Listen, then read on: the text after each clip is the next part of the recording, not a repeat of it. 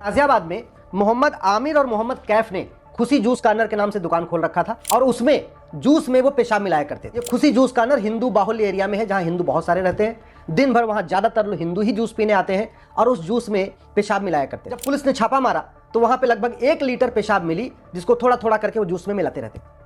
इसके पहले भी बहुत सारी ऐसी खबरें आ चुकी हैं। रोटी पे थूकने की वीडियो आ चुके हैं, थूकने की खबरें आ चुकी हैं। मिठाइयों में पेशाब करने की खबर आ चुकी है। सब्जी और दाल में ढाबों पे लैट्रिन मिलाने की खबर आ चुकी है। सब्जियों के ऊपर पेशाब करने की खबर आ चुकी है। जहां केक बनता है, बिस्किट बनता है, वहां पे उस बिस्किट बनाते समय उस पर थूकने की और पेशाब करने की खबरें आ चुकी है। सवाल यह है कि आखिर ये हो क्यों रहा है? ये पाक नापाक की सोच कहां सिखाई जा रही है? ये हराम और हलाल की सोच कहां सिखाई जा रही है? ये नेक और काफिर वाली सोच कहां सिखाई जा रही है?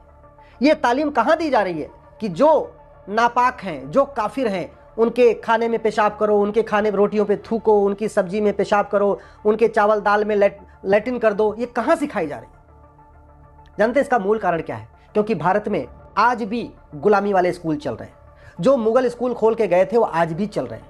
हमने अपनी गुलामी वाले स्कूलों को बंद ही नहीं किया। न शिक्षा में संस्कार है, न कानून का खौफ है, इसीलिए पेशाब भी मिला रहे हैं, थूक भी मिला रहे हैं, लैट्रिन भी कर रहे हैं, सब जूस में भी मिला रहे हैं, सब्जी में भी मिला रहे हैं, फल में भी मिला रहे हैं, चावल दाल में भी मिला रहे हैं, इसके अलावा आपके सब्जियों पे बिस्किट और केक में भी मिला रहे हैं। समाधान एक ही है कि हम दोबारा फिर से भारत में जो हमारी 16 संस्कार की व्यवस्था थी उसको इंप्लीमेंट करें, इन्फोर्स करें स्कूलों में। आप कितना भी सीसीटीवी लगा लीजिए, आप कितना भी देख रेख कर लीजिए, आप कितना भी वॉच कर लीजिए, लेकिन अगर बच्चे के दिमाग में आ गया कि जो काफिर है उसके खाने में थूकना है, पेशाब मिलाना है, लैट्रिन करना है, तो सोच कभी खत्म नहीं होगी। सोच खत्म करने का दो ही तरीका है, शिक्षा में संस्कार हो और कानून का खौफ है। दुर्भाग्यवश ये जो भारतीय न्याय संहिता है ना, इसमें भी खान पान की वस्तुओं में थूकना, पेशाब करना, लैट्रिन करना, बाथरूम करना, बिस्किट में, सब्जी पे, फल पे, ये कोई सीरियस क्राइम नहीं। तो 2 तरीका है, शिक्षा में संस्कार हो और कानून का खौफ हो। कानून का खौफ का मतलब जो पेशाब करते हुए मिला, जो लैट्रिन करते हुए मिला, जो थूकते हुए मिला, उसको 10 से 20 साल सजा होगी, उसकी नागरिकता खत्म होगी। जो इस तरीके की नफरत वाली सोच लेके बैठा हुआ है कि हिंदुओं के खाने पीने की वस्तु में पेशाब कर रहा है, थूक रहा है, लैट्रिन कर रहा है, उसकी नागरिकता खत्म करने के लिए कानून होगा, 20 साल जेल में डालने के लिए कानून होगा, तब खौफ पैदा होगा। और ये मुझे समझ में नहीं आता कि हम संविधान की इतनी व्याख्या करते रहते हैं। ये भारत का संविधान है, संविधान कहता है, ये भारत का संविधान है, यानी भारत की संस्कृति को प्रमोट करने के लिए है, भारत की परंपराओं को प्रमोट करने के लिए है।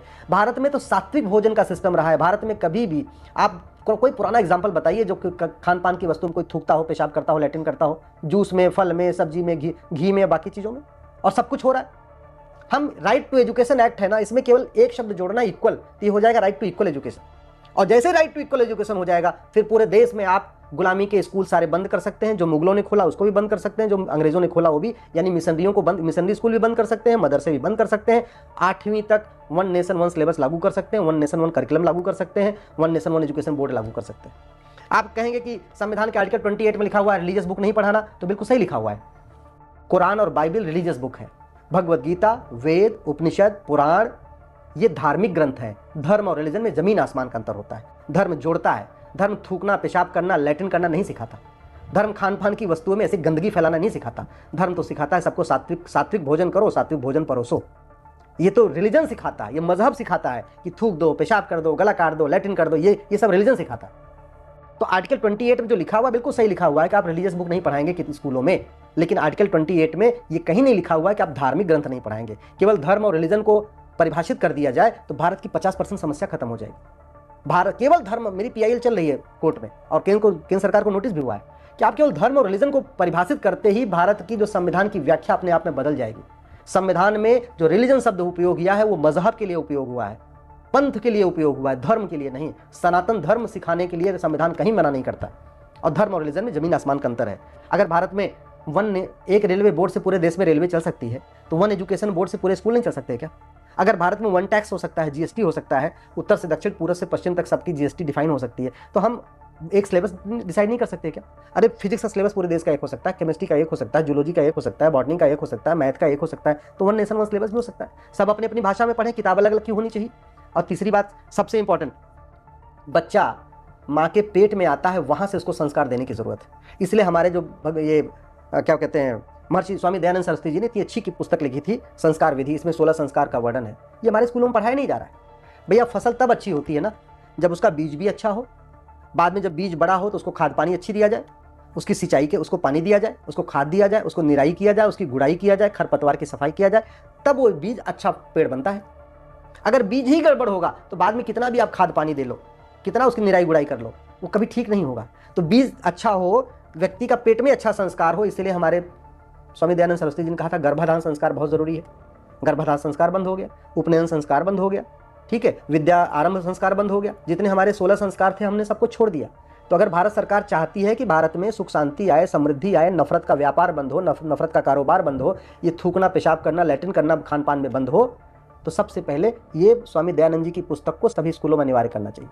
और एक बात अच्छी तरीके समझ लें, ये जो खुशी जूस कॉर्नर वाला, ये मोहम्मद आमिर और मोहम्मद कैफ जो जूस परोस रहा है, ये आपके दिल्ली के जो प्रीमियम एरिया में भी यही होता है, आप भूल जाइए। इसलिए सांसद, विधायक, मंत्री भी समझ लें कि आप लोग भी थूका हुआ, पेशाब किया हुआ जूस पी रहे हैं। सांसद, विधायक, मंत्री, हाई कोर्ट के जज, सुप्रीम कोर्ट के जज भी समझ लें कि जब आप लोग बड़े बड़े होटलों में जा रहे हैं खाना खाने, तो आपके परिवार को भी गंदा खाना मिल रहा है, जूस वाला खाना मिल रहा है, पेशाब वाला खाना मिल रहा है, लैट्रिन वाला मिल रहा है। और वो तभी बंद होगा जब भारत में दोबारा गुरुकुल वैदिक शिक्षा लागू होगी, 16 संस्कार लागू होगा, जो भारत की संस्कृति है वो सिखाई जाएगी, जब अष्टांग योग सिखाया जाएगा, जब प्राइमरी स्कूलों में वेद विज्ञान सिखाया जाएगा, योग विज्ञान सिखाया जाएगा, आहार विज्ञान सिखाया जाएगा, नैतिक शिक्षा सिखाई जाएगी, तब बच्चों में अच्छा संस्कार आएगा। फिर वो पेशाब नहीं मिलाएंगे, फिर कानून अच्छा हो चाहे ना हो, फिर भी उतना संस्कार रहेगा। और वैसे भी आप देख लीजिए, सरस्वती शिशु मंदिर का पढ़ा हुआ बच्चा, गुरुकुल का पढ़ा हुआ बच्चा, डीएवी स्कूल का पढ़ा हुआ बच्चा, जहाँ पे भी हमारे पुरानी वैदिक शिक्षा व्यवस्था चल रही है, वहाँ का बच्चा कभी थूकता नहीं किसी के खाने में, वो कभी किसी के खाने में पेशाब नहीं करता, किसी की सब्जी में लैट्रिन नहीं मिलाता।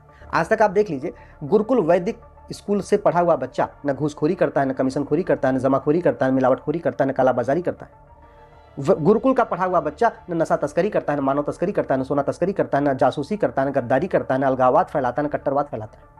गुरुकुल और वैदिक स्कूल का पढ़ा हुआ बच्चा देश के खिलाफ कोई काम नहीं करता। तो अगर हम चाहते हैं भारत में शांति आए, भारत में समृद्धि आए, भारत में खुशहाली आए, तो कम से कम 8वीं तक तो हमें गुरुकुल वैदिक शिक्षा व्यवस्था लागू करना चाहिए।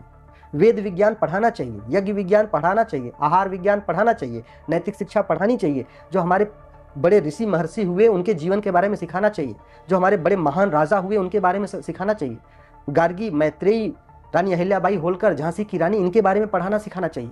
हम क्या पढ़ा रहे हैं?